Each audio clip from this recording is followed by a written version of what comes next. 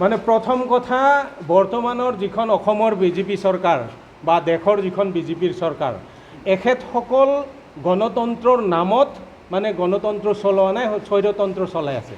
তাৰ বহুত উদাহৰণ আছে, মই ইমানখিনি ব্যাখ্যা কৰিবলৈকে নাযাওঁ। শেহতীয়া উদাহৰণটোৱে হ'ল দিল্লীৰ যিটো যন্তৰ মন্তৰৰ মানে ধৰ্ণা, যিটো তাত যিবিলাক ঘটনা আমি দেখিছোঁ সেইটোৱে প্ৰমাণ কৰে ডেমক্ৰেচি নাই। এতিয়া এছাম ডেমক্ৰেজি লোকে গণতন্ত্ৰ চলাই আছে আৰু ডেমক্ৰেজিসকলে যিখন গণতন্ত্ৰ চলাব তাত এনেকুৱা জনসাধাৰণৰ কোনো আৱেগ অনুভূতিৰ কথা ইয়াত নাথাকে।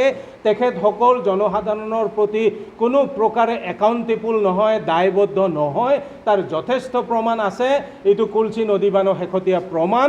ইতিমধ্যে অসমখন উজনিৰ 3খন জিলা কেনেকৈ ক্ষতিগ্ৰস্ত হৈছে আপোনালোকে ভালকৈ জানে। উজনিৰ 3খন জিলা ক্ষতিগ্ৰস্ত হোৱাৰ কাৰণ কোনো বানপানী নহয়, ইয়া মানৱ সৃষ্ট কিছুমান মানে অসুবিধা, যি অসুবিধাবিলাকে উজনিৰ 3খন জিলাক ধুই পেলাইছে। তাৰপিছত কুলচি নদীবান কৰিবলৈকে আহিছে, ইয়াত কিমান প্ৰতিবাদ হৈছে আপোনালোকে প্ৰত্যেকে জানে। প্ৰতিবাদৰ ভাষা এইখন চৰকাৰে কোনোপধ্যে মানি নকৰে, তেখেতসকলে মানিব নোখোজে। তেখেতসকল কি কৰিব সেইটোৱে তেখেতসকল জানে। তেখেতসকল নিৰ্বাচন আৰু তেখেতসকলৰ উদ্দেশ্যক লৈ পেলাই মানে দায়বদ্ধ, বাকী কোনো গণতান্ত্ৰিক প্ৰমূল্যৰ ওচৰত তেখেতসকল দায়বদ্ধ নহয়। এতিয়া এটা জলবোমাটো মানে ক্ষতিগ্ৰস্ত হৈ আছে, আপোনালোকে দেখিছে। ইয়াক আৰু ইমান ব্যাখ্যা কৰাৰ প্ৰয়োজনে নাই। প্ৰথম কথা মানে নামনিখন শুকাই যাব। নামনিখন নদীৰ পানী শুকাই যোৱাৰ লগে লগে পানী শুকোৱাৰ লগত কি সম্পৰ্ক আছে আপোনালোকে প্ৰত্যেকেই জানে। নদীৰ পানী শুকাই যোৱাৰ লগে লগে কুঁৱা শুকাই যাব, খেতি বাতিৰ পৰা চব আদি কৰি সকলো শেষ হ'ব। তাৰ লগত জীৱন জীৱিকাৰ কথা জড়িত হৈ আছে। তাতেতো মানুহ য'ত নদীবান হ'ব তাততো ক্ষতিগ্ৰস্ত হ'বই। 16খনমান গাঁৱৰ মানুহ উঠিবই লাগিব। তো এই কথাখিনিতো আছে। গতিকে এই কথাবিলাকৰ প্ৰতি লক্ষ্য ৰাখি মোৰ এটাই আহ্বান, মানে কুলচি নদী বান্ধৰ লগত মানে তলৰ যিখিনি ডাউনষ্ট্ৰীমৰ যিখিনি মানুহ, অকল কুলচি নদী বান্ধ বন্ধ কৰিবৰ কাৰণে উকিয়ামৰ মানে গাৰো ৰাভা সম্প্ৰদায়ৰ মানুহখিনিয়ে কিন্তু যথেষ্ট নহয়। তলত বসবাস কৰা মানুহখিনিৰো যদি সমানেই সচেতনতা নাথাকে, বান হৈ যোৱাৰ পিছত কিন্তু কান্দিলেও তাৰ কোনো পৰিত্ৰাণ পোৱাৰ ৰাস্তা নাথাকে। এতিয়াই ৰাইজৰ প্ৰতি মোৰ আহ্বান থাকিব, তেখেতসকলে প্ৰত্যেকে অনুভৱ কৰিবলৈকে চেষ্টা কৰক।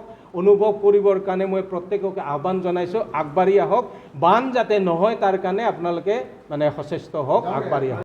ৰাভা হাছঙৰ ভূমিকা এই সম্পৰ্কত তেখেতসকলে একো ভূমিকা পালন নকৰে, 1 নম্বৰ কথা। দ্বিতীয় কথা, আপোনালোকে আজিৰ তাৰিখলৈকে ৰাভা হাছঙৰ মুখ্য কাৰ্যবাহী কোন?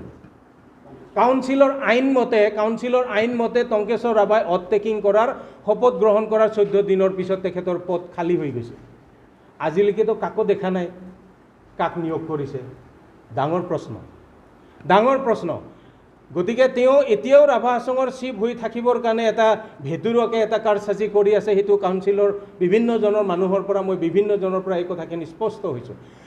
দ্বিতীয় কথা, ৰাভা হাছঙে কিবা ভূমিকা ল'ব বুলি পেলাই মোৰ মানে মনে নধৰে। এইকাৰণে মনে নধৰে, যোৱা 26 তাৰিখে ৰাভা হাছঙৰ জাৰিহাট বুলি যিটো সমষ্টি আছে, জাৰিহাট সমষ্টিৰ ভালুকমাৰী বুলি এখন গাঁৱত মেঘালয়ৰ গাৰো সম্প্ৰদায়ৰ লোকে তেখেতসকলে এখন LP স্কুলকো মানে চাইনবোৰ্ড গুচাই পেলাই মেঘালয় বুলি পেলাই তেখেতসকলে চাইনবোৰ্ড ৱেলকাম কিবি কৰিছিল।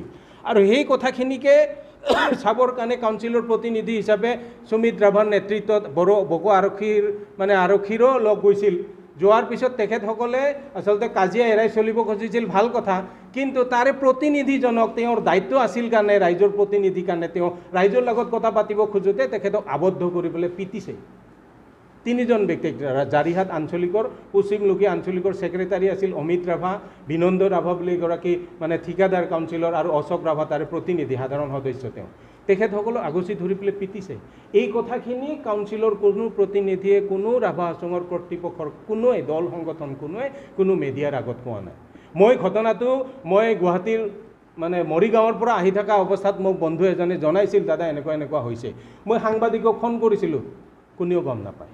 গম পোৱাৰ পিছত তেখেতসকলে সুধিছিল, আকৌ মানে সুমিত ৰাভাকে প্ৰশ্ন কৰিছিল, সুধিছিল। তেখেতসকলে লুকুৱাইহে ৰাখিব খুজিছে।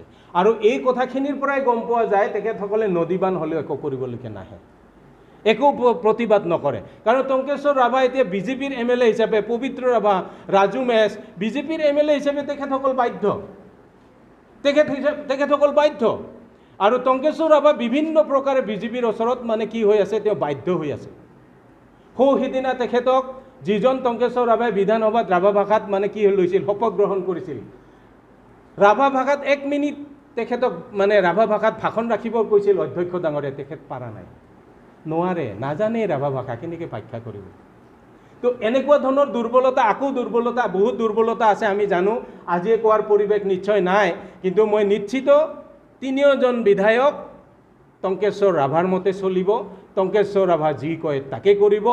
নদী বান্ধ সম্পৰ্কত তেখেতসকলে একো নকয়, একো নকৰে, সেইটো নিশ্চিত হৈ থাকক।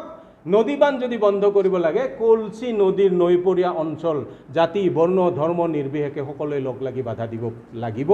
আৰু ইয়াৰ কাউন্সিলৰ প্ৰতিনিধি, কাউন্সিলখন আছে বুলি পেলাই নহ'ব বুলি পেলাই সেইটো ভাবি থকাটো, এইটো মই ভাবোঁ এটা মূৰ্খামিৰহে কাম হ'ব।